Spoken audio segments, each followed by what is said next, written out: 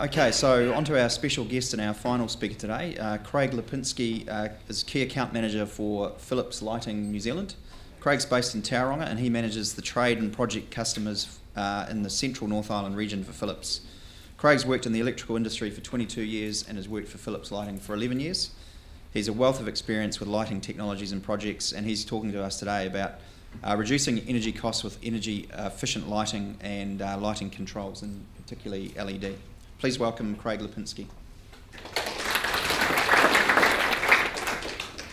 Morning all. Small technical change here. Some notes in there, some glasses on.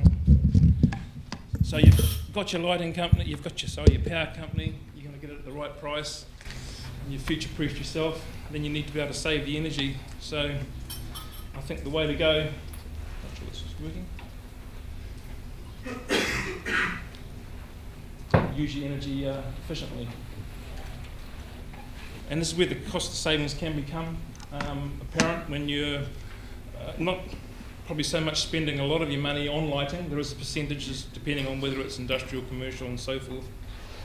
But the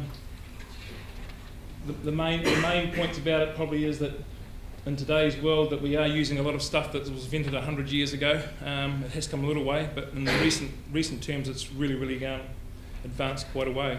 So the purpose of my presentation is to explain the important role lighting has with regards to managing energy usage. We also strongly believe that correct lighting has a positive impact on people. Light solutions that are well designed and installed will positively impact safety on our roads, cities and within industrial sites, while also enhancing the company's image and branding by providing inspiring offices where people feel energised to come to work.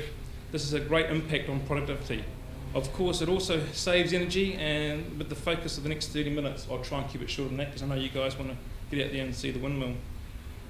Our landscape is fast changing environmentally as well. Because we realise that there's good for the planet, it can also be good for companies with energy savings as far as lighting savings goes and energy. As the future unfolds, more and more of us we're living into cities, we're moving into cities out of the rural areas. It's becoming a prime place to live, so consumption is building up in some of these areas as well.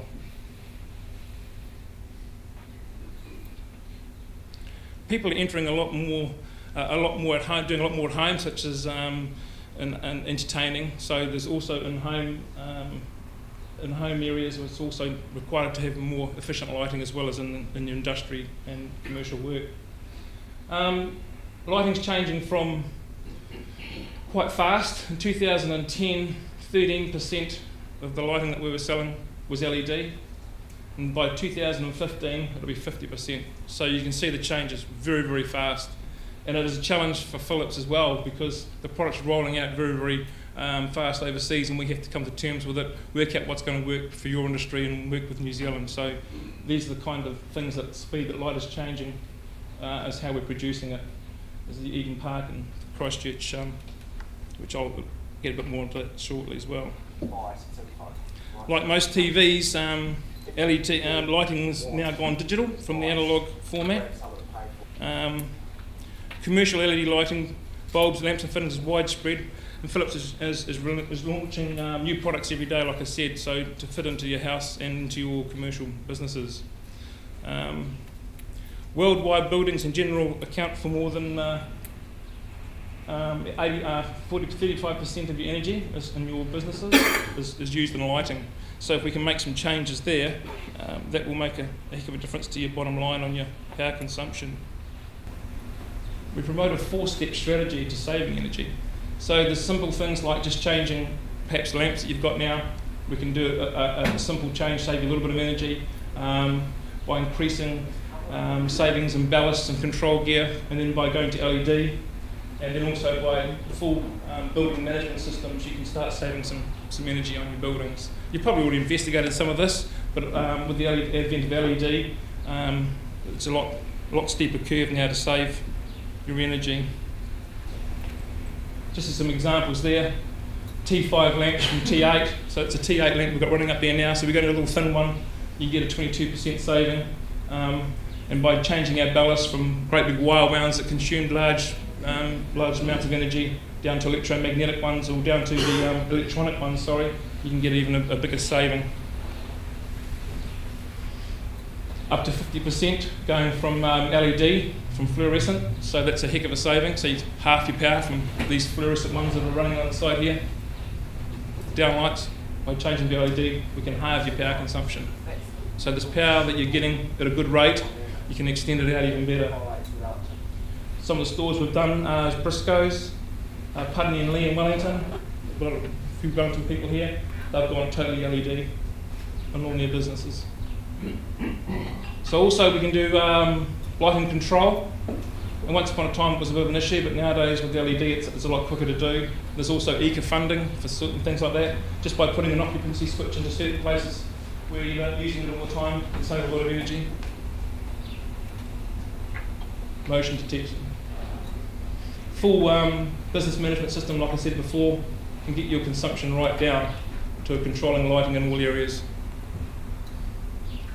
The first case study was the Christchurch Airport, which is still standing. We put the colour on there first. This is the outside, the pretty thing, so people flying into New Zealand can see that it's a great place to come to.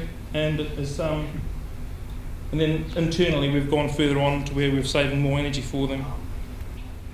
So it's the first airport in New Zealand to convert to energy efficient lighting in its terminal, and it's the first carbon neutral airport in the southern hemisphere, second worldwide. So New Zealand is right up there to produce that sort of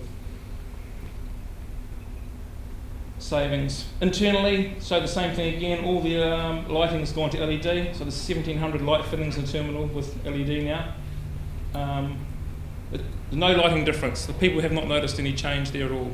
So there's no going to be detriment to how you feel or what you do there. It's just pure energy saving.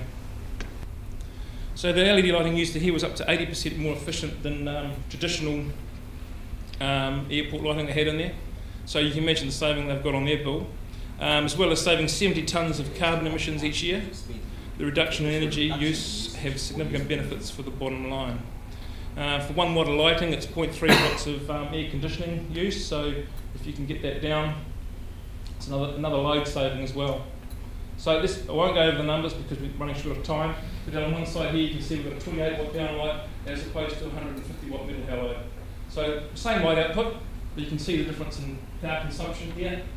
Same amount of fittings, and the wattage, as you can see down here, you car people will be going, oh, it was over. In their areas out the back where they load gear in and out and off the plane while you lose your luggage, they had metal halide fittings that have gone to fluorescent. At this stage when we did this, we didn't have a replacement LED, what we call a high bay, which sits about 8 metres up or 9 metres up. We have now, so that's how fast it's changed. So we can go back there and give them another 30% energy saving by putting LED on there. So in conclusion, the change of digital LED and IT-based lighting control systems has created new opportunities for energy savings. So it's about putting the money up front and the payback's there. What has worked out nowadays with the power costs where they are at, you can do your change and from your conventional lighting to LED. The money you save from your power will pay for the refurbishment of your LED equipment. It's as simple as that. And Philips do that overseas. And if you want a big one in New Zealand, come and see us. We'll do the same thing for you. And I believe the power companies are probably interested in helping you as well.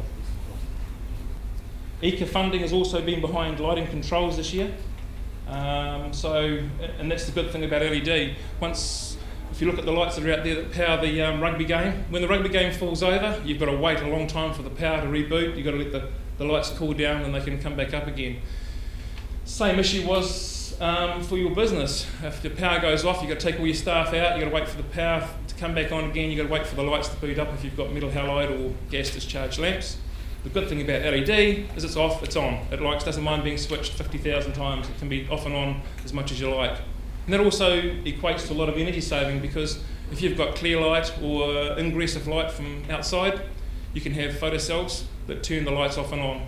So if you've got a nice sunny day like you have in most places in New Zealand, and you've got clear light in your roof and you've got your 200, 300 lux working on your plane in your building, then there's no need to have the lights on. And in the old days, well, currently, people leave them going 24/7, or unless they remember to turn the lights off. That's about how it works nowadays. But automation with LED can automatically happen.